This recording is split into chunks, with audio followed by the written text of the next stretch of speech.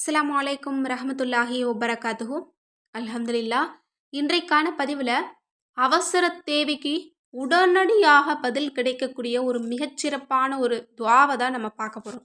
நம்ம எத்தனையோ துவாக்கள் ஓதியிருப்போம், ஆனால் இது போல் ஒரு துவாவை ஓதியிருக்க முடியாது. ஏன்னா இந்த துவாவுக்கு அவ்வளோ ஒரு சிறப்பு இருக்குது. ஏன்னா நபி அவர்கள் இதை கற்றுத்தர மறுத்திருக்காங்க. ஏன்னா இதை சொல்லி எதை கேட்டாலும் அல்லாஹ் தந்துருவான், நம்ம கேட்கக்கூடாது, இது எதையாவது கேட்டுருவோமோ என்னவோன்னு நபி அவர்கள் பயந்த ஒரு துவாவாக இருக்குது இந்த துவா. ரொம்ப ரொம்ப அபூர்வமான பேராற்றல் மிகுந்த ஒரு துவா அப்படின்னே சொல்லலாம். இன்ஷா அல்லாஹ் உங்களுக்கு ஏதேனும் அவசர காரியங்கள் நடக்கணும் அப்படின்னா உடனடியாக ஒழு செய்துட்டு 2 ரக்காத் ஹாஜத் நஃபில் தொழுதுட்டு இந்த துவாவை மட்டும் ஒரே ஒரு முறை தான், அதிகமே கிடையாது, ஒரு முறை ஓதிட்டு உங்களுடைய துவாவை கேளுங்க. அல்ஹம்துலில்லா. ஓதிய முசல்லாவை விட்டு எழும்புறதுக்கு முன்னாடி அல்லாஹ் உங்களுக்கு பதில் தருவான்.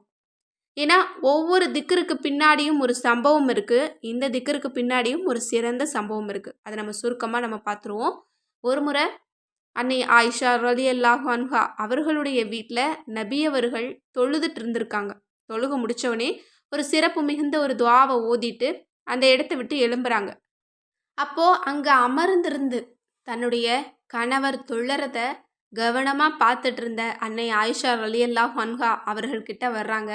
வந்து சொல்கிறாங்க, ஆயிஷாவே, எதை சொல்லி எந்த பெயரை சொல்லி அல்லாஹ்வை அழைத்தால் அல்லாஹ் உடனடியாக பதில் தருவானோ, கேட்டதை கொடுப்பானோ, அந்த பெயரை இப்போ தான் ஹல்ரத் ஜிப்ரீல் அலைஹிவஸல்லம் அவர்கள் எனக்கு கற்றுக் கொடுத்துட்டு போயிருக்காங்க அப்படின்னு சொல்லும்போது இவங்க ரொம்ப ரொம்ப ஆசையாக ரொம்ப மகிழ்ச்சியாக, யா ரசூலல்லாஹ், என்னுடைய தாயும் தந்தையும் தங்களுக்கு அர்ப்பணமாவதாக நீங்கள் எனக்கு அதை கற்றுக் கொடுங்களேன் அப்படின்னு சொல்லி கேட்டிருக்காங்க. அப்போது நபி அவங்க சொன்னாங்களாம், இல்லை ஆயிஷாவே, இதை சொல்லி எதை கேட்டாலும் அல்லாஹ் தந்துருவான். இந்த உலக விஷயங்கள் சார்பாக நீ எதையாவது கேட்டுருவியோன்னு நான் பயப்படுறேன், அதனால் நான் இதை கற்றுத்தர மாட்டேன் அப்படின்னு சொல்லி மறுத்துடுறாங்க. உடனே அன்னை ஆயிஷா ரலியல்லாஹு அன்ஹா அவர்களுடைய முகம் சுருங்கி போய் சிவந்து போய் ஒரு இடத்துல உட்கார்றாங்க. பிறகு எழுந்து ஒழு செய்துட்டு 2 ரக்காத் ஹாஜத் நஃபில் தொழுதுட்டு இந்த ஒரு துவாவை அவங்க ஓதுறாங்க. அதற்கு பிறகு அந்த இடத்த விட்டு எழுந்து வந்து ரசூல்லா கிட்ட வர்றாங்க. அப்போது ரசூலுல்லாஹி ஸல்லல்லாஹு அலைஹி வஸல்லம் அவங்க ரொம்ப சந்தோஷமாக சிரிச்சுக்கிட்டே புன்னகையோடு சொன்னாங்களாமா, எந்த துவாவை நான் கற்றுத்தர மறுத்தேனோ அந்த துவாவை இப்போ நீ ஓதுனியே, உனக்கு எப்படி தெரியும் அப்படின்னு கேட்டாங்களாம். யா ரசூலுல்லாஹ், நீங்கள் தொழுதுட்டு ஓதும்போது நான் உங்களை பார்த்து ரசிச்சுக்கிட்டே இருந்தேன். அப்போது நீங்கள் ஓதுறதை நான் காதில் கேட்டேன். அதை நான் கேட்ட உடனே மனனம் செஞ்சு வச்சுக்கிட்டேன். அதைத்தான் நான் இப்போ ஓதுனேன். இந்த துவா தான் அந்த துவாவா அப்படின்னு கேட்கும்போது ஆமாம் அப்படின்னு சொல்லி சொன்னாங்களாமா.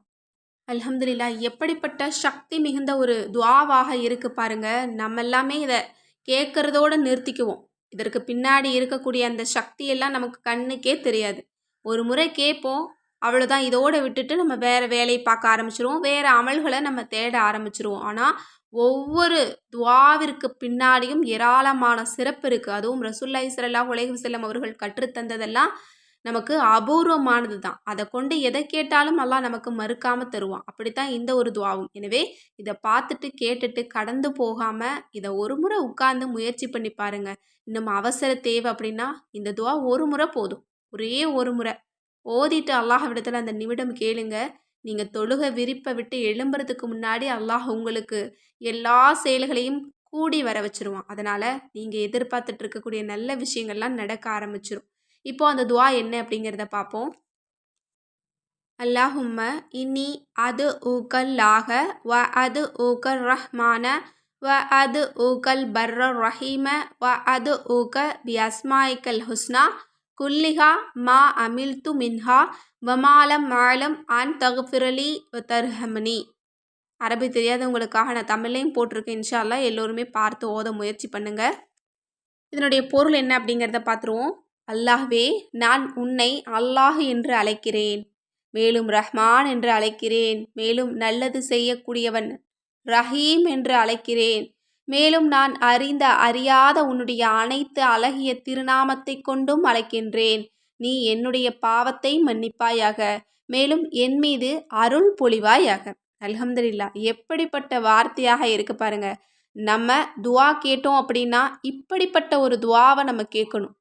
நமக்கு தெரிஞ்ச தெரியாத அல்லாஹ்வினுடைய அத்தனை பெயர்களை கொண்டும் நம்ம கேட்குறேன்னு துவாவில் சேர்த்துக்கணும்.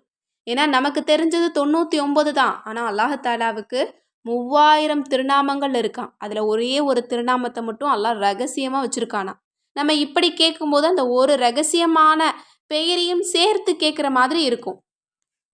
இதனால் நிறைவேறாத துவாக்களை கேட்டால் கூட அல்லாஹாலா மறுக்காமல் நமக்கு தந்துடுவான். எனவே இன்ஷா அல்லாஹ் இந்த துவாவை பயன்படுத்தி உங்களுடைய ஹாஜத்துக்கள் அல்லாஹ்விடத்தில் முன்வைங்க. அல்லாஹாலா மறுக்கவே மாட்டான்.